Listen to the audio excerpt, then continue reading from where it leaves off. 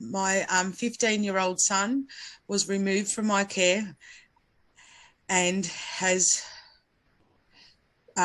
is now living with me now at 18. For the program, I'm lately monitored supporting others in drug and alcohol issues. I took up recommencing to join the Voice and Parents Project, was keen to be a learner and wants to go further in my education, particularly in studying psychology.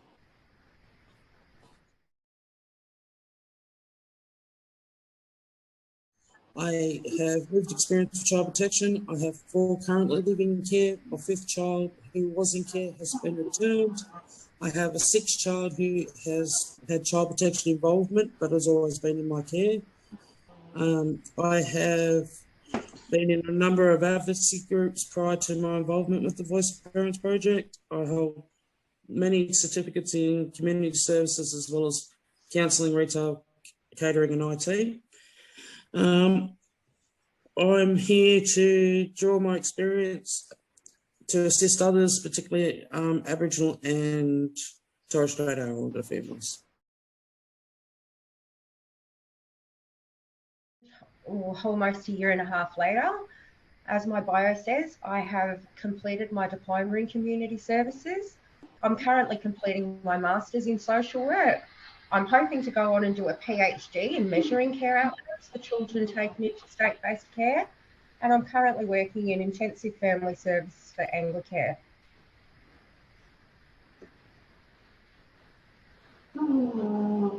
Sarah. Removed from birth. 20 years later, I've had a 4th child who's in my care with the support of childcare and community service providers. Lex, I've been a single parent about 15 years now. I've got 4 boys ranging from 15 to 33. I've had child protection involved on and off for about the last 7 years. I've had more positive than negative experiences. In 2014, I completed my Diploma of Community Services, and I'm hoping to, after this project, sort of gain employment within the industry. I receive ongoing support from my father and my extended family, stepmother and godmother. I was involved in the talk program. I first participated and then was a peer mentor support worker.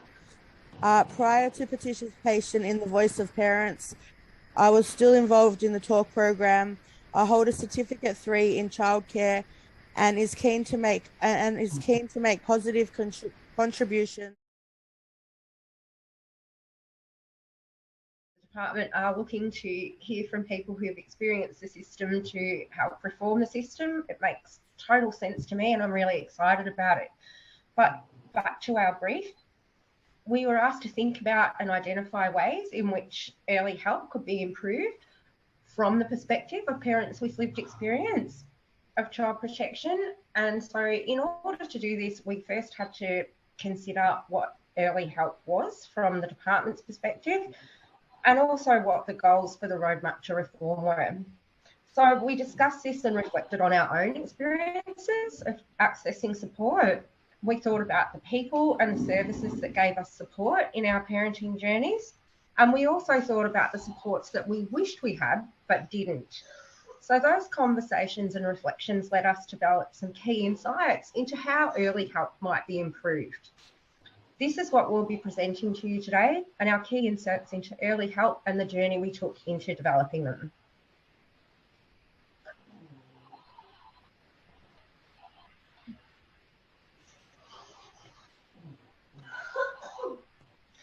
So what do we know about the roadmap to reform? We know that the roadmap aims to build a better future for children, young people and families. We know that the roadmap recognises the focus of service delivery and investment has been on the crisis end of the system. We know that the roadmap recognises that there is not enough capacity within the system to respond to risks and needs of families early on. We also know that the roadmap acknowledges many of our families known to child protection, including Aboriginal families, do not access universal and targeted services. We know that the roadmap intends to address these things by focusing on early help. What is early help? According to the documents that you provided us, the Roadmap for Reform's goal for early help is to build supportive and culturally strong communities and to improve access to universal services. The government considers the early help pathway is or should be embedded in community and universal services. The goal of early help is to support more people more often, early in need and early in life. The purpose of early help is to prevent problems or make changes before problems become acute or severe. This is a shared responsibility across the service system that aims to strengthen parents and families' capacities to identify support needs, build on their strengths, self-manage where appropriate, harness and leverage their personal and community capital and resources, access help when they need it. And so that's what we've learned about early help and the Roadmap for Reform. I'll hand over to Alicia, who's going to talk about the process we use to explore our own networks of support and experience of accessing help from the service system. Thanks, Alicia. Thanks, Sherry. To help us think about our own experience of needing and accessing support, we used a tool called Circle. You can see the results on the screen. The innermost circle includes our immediate family members. The next circle includes all those we rely on most frequently for support. And further out, you move from the inner circle, the less we rely on these people or service for support. You can see our combined map up on the screen. The colour coding was us beginning to categorise the different types of support we are accessing. But the most important thing to note on this screen is that quite a few of us have professional and community supports located in one of our innermost circles of thought. We use these things to create a standard model of support, which is what we can see on the screens, on your screens now. The standard model of support images that families have an innermost circle of support. The innermost circle of support includes extended family members, friends, and community members.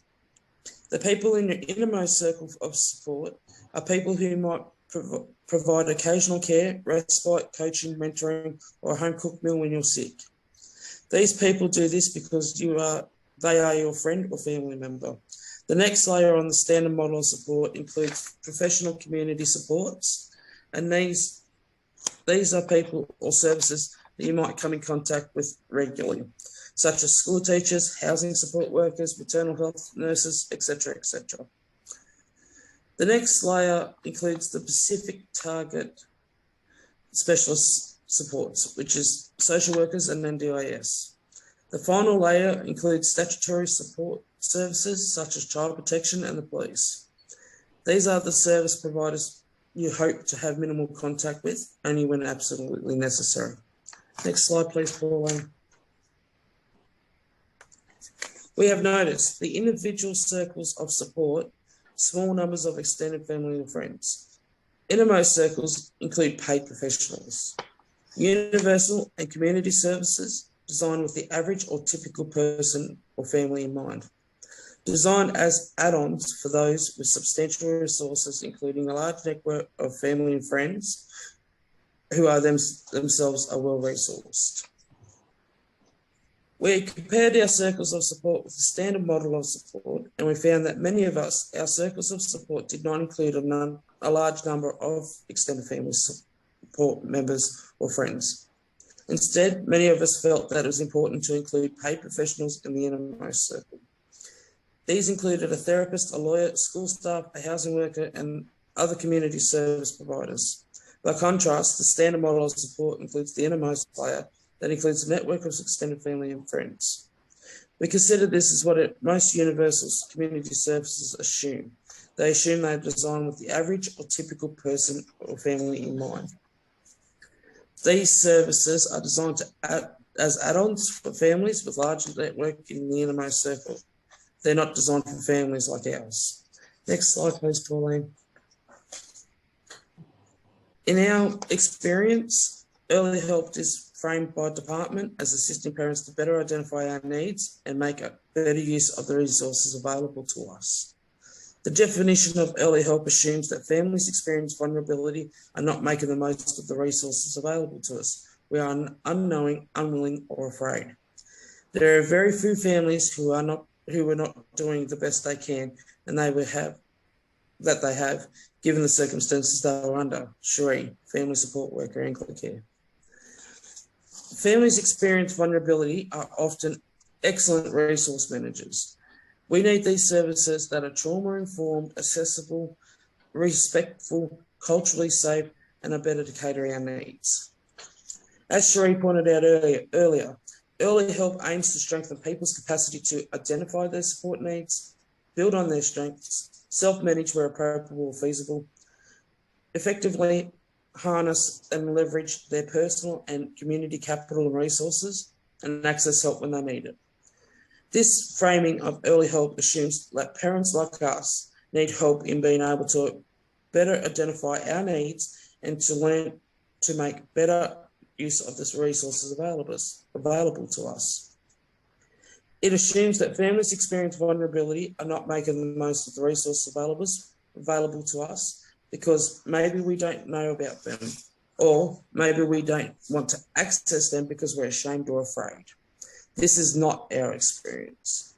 These are the quotes from Cherie above that says, there are very few families who are not doing the best they can with what they have, given the circumstances that they are under.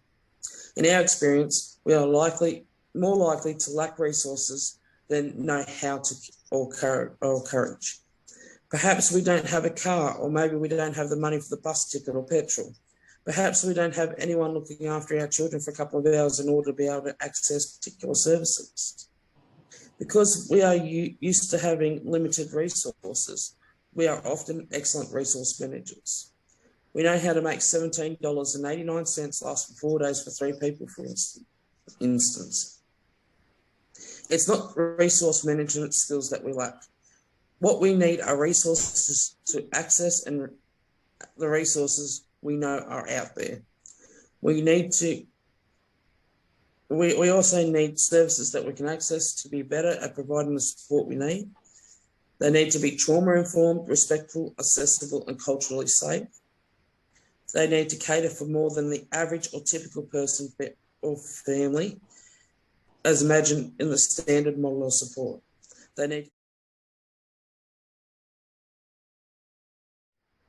As Alicia mentioned, we have drawn on our personal experiences of seeking help in order to come up with 8 design solutions. We think these 8 things are critical and are to any help services, early help services. Okay, so our first design solution is early help workforce must be adequately trained, resourced, and equipped for providing a safer and more inclusive service for vulnerability, parents and families, including Aboriginal families.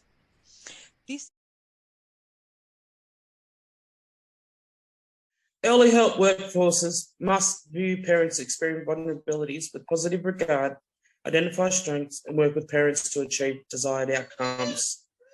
Australia, my speaking notes, yep. Australia's good on me. I'm having a good day today. Our second design solution is this.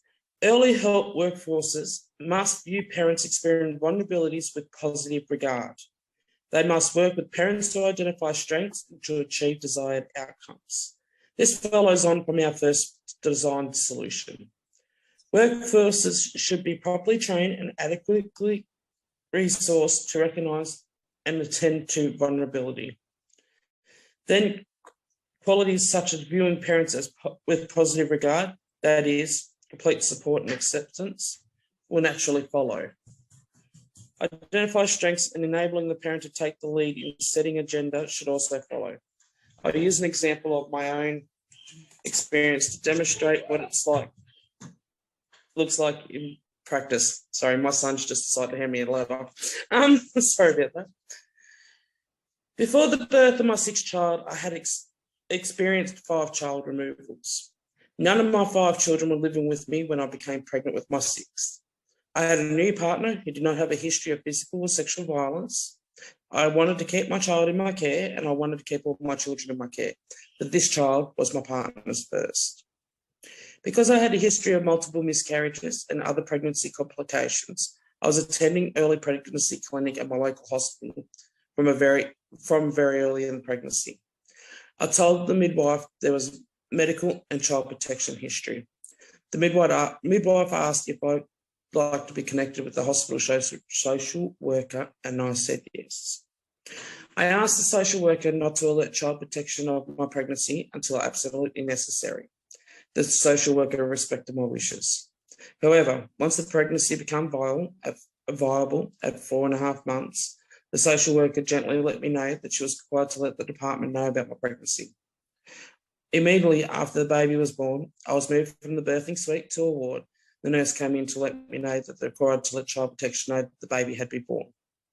Obviously, I knew that. When child protection came to visit on the Monday morning, the social worker stopped them before they reached the ward. She insisted that they meet myself and my partner in the meeting room without the baby present. Child protection told us that we needed to go straight to court.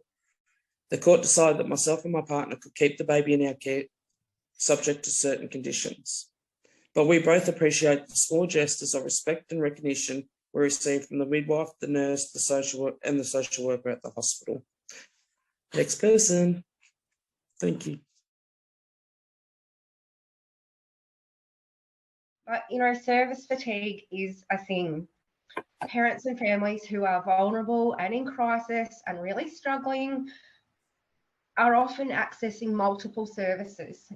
There is not necessarily a one-stop shop to fix everything. And that means we have to really be aware of what we're actually asking of parents and families accessing so many different services and sharing really, I guess, hard information, difficult conversations, big days. And when people become overwhelmed with those services and accessing so many services, it really does lead to disengagement. It comes too hard, particularly if you get a bad result from one service. There's a real tendency in that space to just throw your hands up in the air and say, this is not doing anything for me. It doesn't work. I'm out.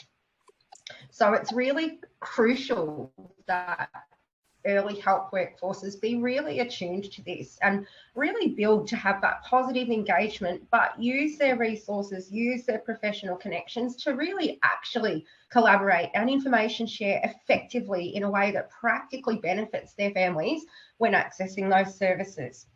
Look, it works better for the actual services because they have a more well-rounded, more informed view of where their families are sitting.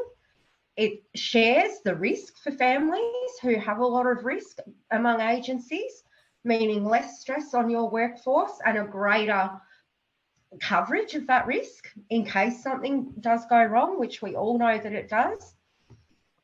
And it can be as simple as just doing those care team meetings where there are already things in place that really support working in this way. We have our care teams. Include the parents and families in meetings. I go to an awful lot of professionals meetings, and it's annoying to me to have to say that professionals meetings outnumber the meetings including the families in that decision-making space about them. Families in and of themselves are a resource that is underutilised in this space because they are the experts on what is happening for them, and they deserve to have a seat at the table. It is absolutely critical that families are supported in this space. And when I talk about families, I mean the whole family, not just the parent or just the child. We really need to be looking at families as a whole and how we benefit them with our work with them. And just to talk about an example from my own experience, as a service user, I was homeless, I was drug addicted, I'd experienced family violence, my children were removed. You know, look, the list goes on. But I had to access, obviously, a lot of services in a very short space of time, because legislation obviously requires that Child Protection act quickly to provide stability for the children and safety. And so that big ask of parents is that they address, or at least be seen to addressing, whatever issues they've got in a really limited time frame.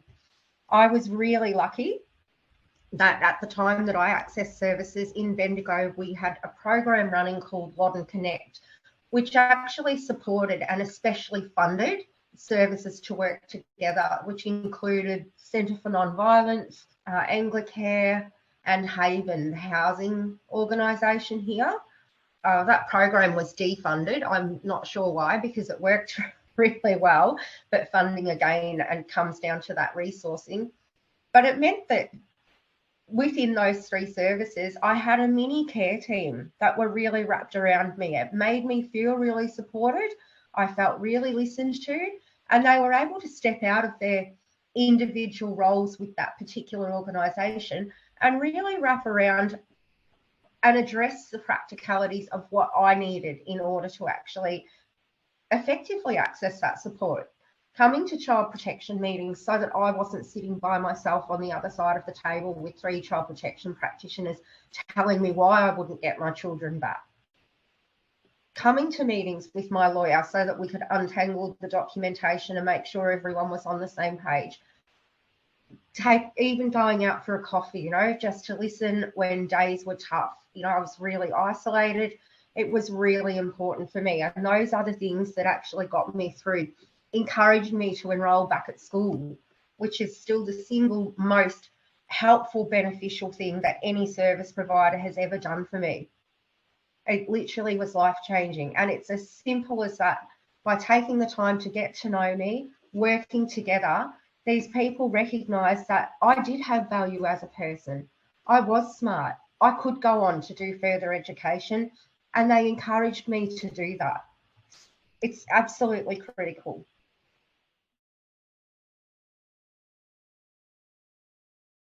Early help workforces must be flexible and responsive to an individual family's needs. So basically what that means is the word must. That's quite, you know, the prominent one here. So now this, you know, this may seem obvious, but the further you move along the support pathway, the less flexible and responsive programs tend to be. However, as parents, we prefer to engage with programs that are flexible and responsive to our needs.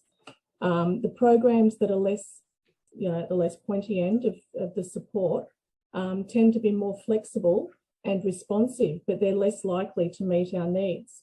So we either need those programs at the less pointy end of the support to better meet our needs, or we need the programs at the pointier end to be more flexible and responsive. Ideally, we'd like both. So giving an example from my own experience, a few years ago, I had 2 of my 4 boys, you know, sort of living at home.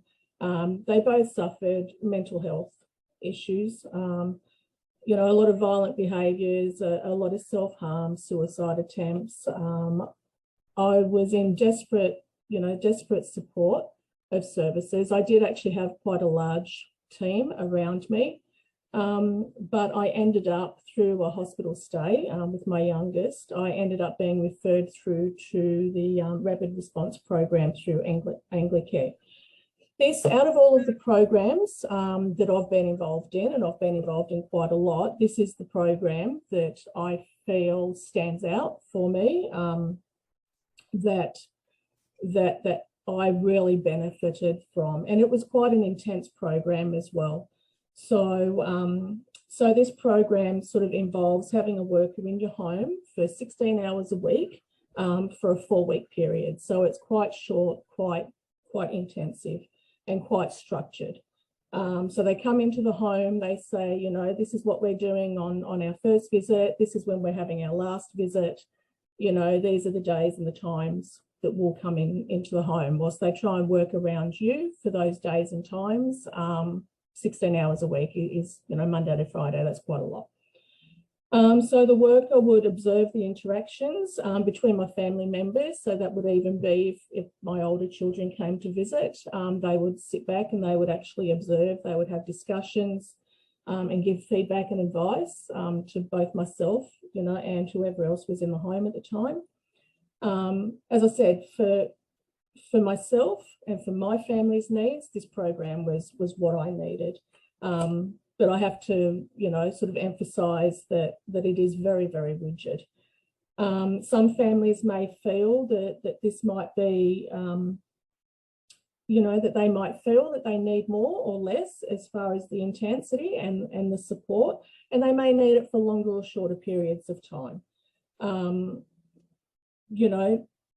that's just, again, what each family sort of needs and how different our families are. Personally, I would have found that it would have been more beneficial to have the program taper off rather than just this is an end date and that's it. But unfortunately, there was no flexibility around this. As I said, it's a very structured program and it's very rigid. But just a second example that I've got of the workforce failing to be flexible in responding to my personal needs was I remember asking a worker that I was involved with if they could refer me through to some anger management classes. I was getting really, frustrated. I was snapping, I was yelling, I was starting to smack my children. I just felt, no, I can't control this. I'm really angry. I need help. And the worker just sat there and laughed at me and said, "Oh, you don't need anger management support." And that was it. There was no asking me why I felt that I needed that, at that particular time. So yeah. Early help service provision must be timely and adequately resourced. Very often support is not provided in a timely manner. This is a likely consequence of inadequate resourcing. When we were talking about support not being provided in a timely manner, we are not talking about a matter of 1 or 2 days. We are talking about months and months of waiting, sometimes even years. This is too long for anybody to wait in need of support. My example is I had 3 children removed from birth because I have an intellectual disability. I did not want my children to be taken from me. I wanted to raise them myself. When my first daughter was born, the department wanted me to attend a mother-baby unit. But because I have an intellectual disability, the mother-baby unit did not think that they would have the resources to assist me. So I had to wait for another service that would accept me. The only service that would accept me was a psychiatric unit that accepted mothers with children. But I had to wait 2 years to get into this service. I did not see my daughter very much during this time, and my access was increasingly diminishing over time. So the time I got to the mother-baby unit, me and my daughter didn't really have a relationship. And my daughter was already attached to someone else. She was 2 years old.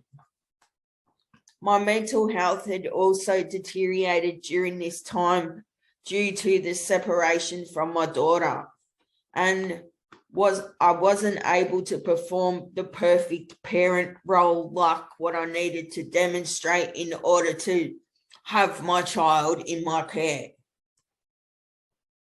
So I didn't get to keep my daughter. The point is 2 years was too long to wait.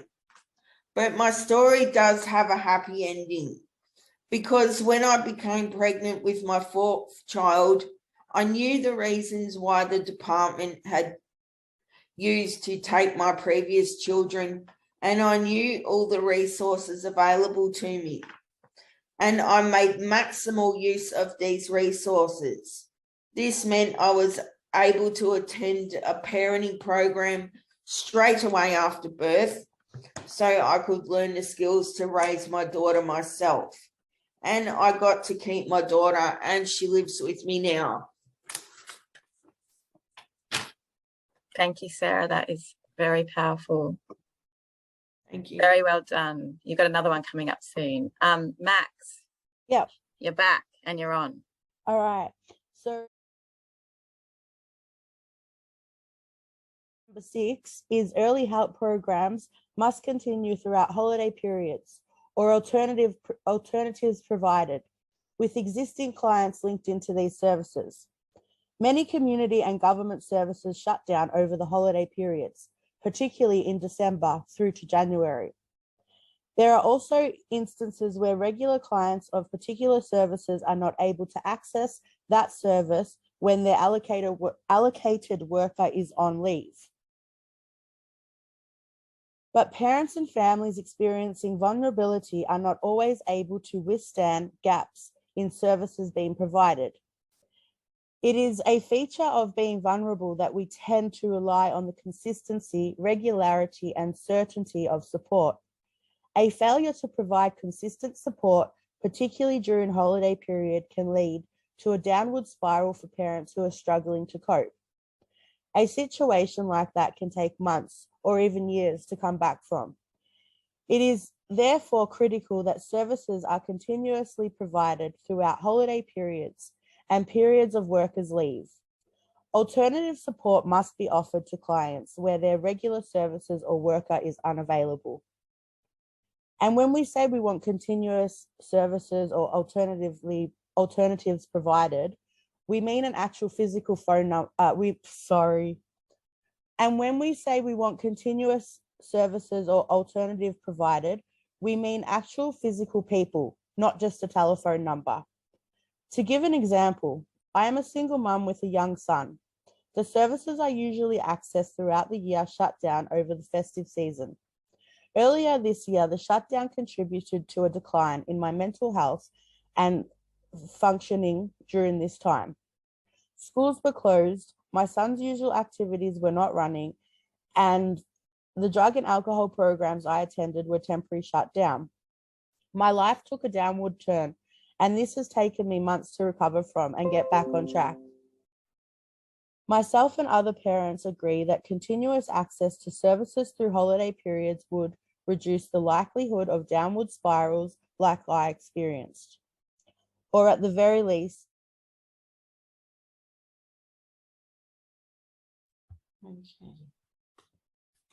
Early help programs must include programs to connect isolated parents who lack extended family or other close supports. Our 7th design solution is this. Early help must include programs to connect isolated parents who lack extended family and other close supports. Here is our reasoning. Parents and families experiencing vulnerability often lack a strong network of close supports. This is one of our many vulnerabilities. Other sources of vulnerabilities can include unemployment, poverty, low education levels, housing instability, experience of sexual or physical violence, disabilities, including mental health conditions, drug and alcohol misuse issues, and coming from a non-white Anglo background, including Indigenous people. Many of these factors contribute to the exacerbate social isolation. I know because I have experienced many of these vulnerabilities myself. Where families are experiencing vulnerability, do have extended family or close friends in their inner circle, these people are often also experiencing vulnerability. For many of the parents in our group, in our inner circle, support is very limited. and not well resourced, severely fractured, or otherwise non-existent. We have identified this as key differences between ourselves and the imagined ideal average family on which service design and delivery is based. One way to bridge this gap would be to provide government community programs to better connect isolated families with each other. I will use my own experience to demonstrate. I am a single mum of a young child. I do not have family members or other close supports. I grew up in department care myself, and I had to do a 360 to turn my life completely around in order to keep my daughter. I had to move across to the other side of town, quit my job, cutting off all my previous social networks. COVID has also made a major impact on mine and my daughter's life and the ability to form new social networks. My daughter attends childcare regularly and we receive regular visits from the maternal nurse. However, I feel that both myself and my daughter would benefit more from more extensive network of peers and mentors. But I don't really know where to begin to find these, and I don't know who to trust. Thank you.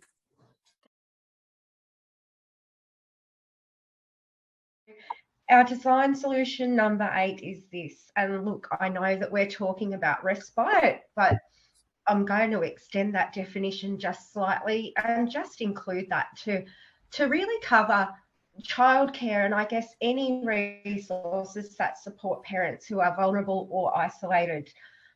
There's a real lack, I think, of services and policy and legislation that has not kept up with the reality of changing society and families.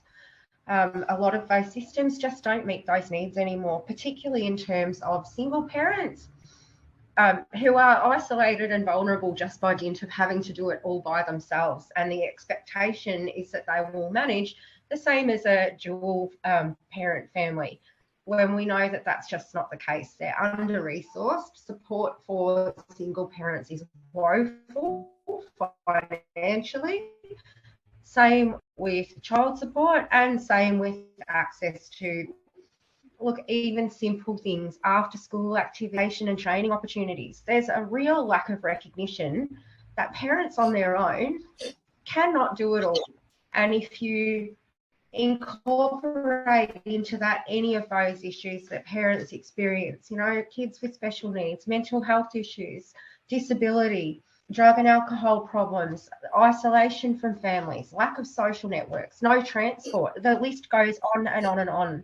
You know, we do not have those typical communities and societies now where neighbours can watch the kids for a couple of hours. You know, kids can just walk home from school. There's, you know, sport on the weekends. All of those things take time and money that a lot of parents just don't have now, and they are being left behind. It's not fair and it's not okay. And early help can go a long way to addressing a lot of those things. Respite for parents doesn't necessarily have to mean taking children out of the home and putting them somewhere else to give a parent a break. Respite can actually just include greater involvement in community, access to that after school care, access to a sporting team or social interest for parents and kids. Those are things that are not difficult. Those are things that, look, there's expectation with parents next that parents will be engaging with those supports, but there's no resourcing or provision to actually make them accessible, which just, you know, everything looks fantastic on paper, but there's a big gap between the expectation and reality in that space. So that's sort of, I guess I've summed it up reasonably briefly, but that is an area that I'd like to see a lot more work done in, so that that gap between expectation and reality really closes, and that parents are afforded the opportunity to be involved, included, and valuable members of their communities. Thank you. Thanks, Cherie. She does deserve a round of applause. I agree. You all deserve a round of applause. That's it for the bulk of our presentation. All of the parents have done an excellent job. Thank you. Some were less nervous, more nervous than others, but you've all done an amazing job, and there's lots of love being shown through the chat and also via private messages. So thanks, everyone. We're going to open it up now for the department to